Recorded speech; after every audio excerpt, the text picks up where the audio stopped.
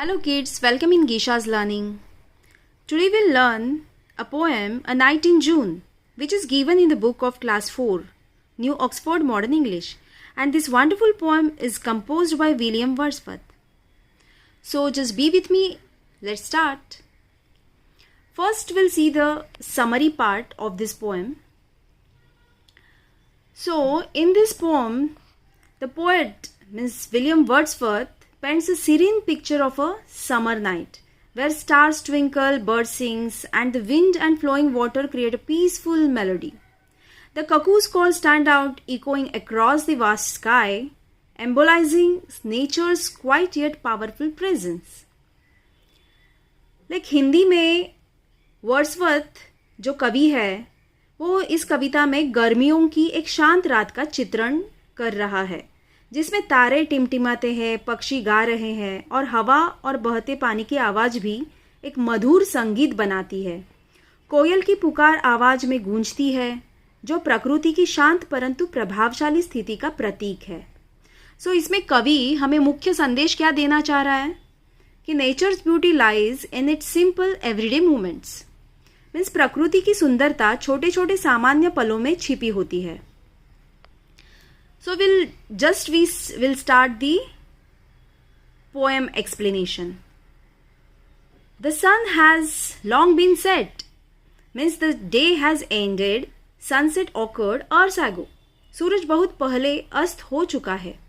The stars are out by twos and threes. The stars twinkle sparsely, not yet in full clusters. Like तारे दो दो तीन तीन करके दिखने लगे हैं. The little birds are piping yet. Small birds still chirp softly in the twilight. Means छोटे पक्षी अभी भी धीमे से चहचहा रहे हैं. Among the bushes and trees. कहाँ से? Among the bushes and trees. Their songs come from hidden spots in greenery. Like झाड़ियों और पेड़ों के बीच से. There is a cuckoos and one or two thrushes. A cuckoo and thrushes मतलब दो तीन thrushes भी है और एक cuckoo है. एक कोयल और एक दो गाई का पक्षी भी है वहां पर.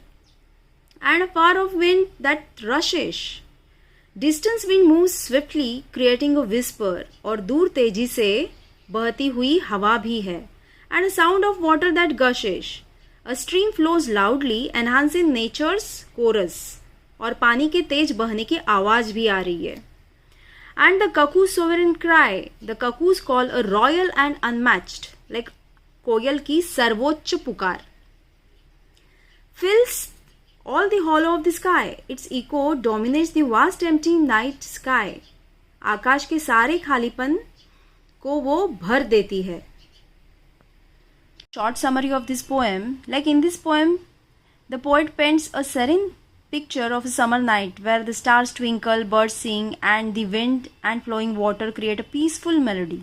The cuckoo's call stand out, echoing across the vast sky, then symbolizing nature's quiet yet powerful presence, like that.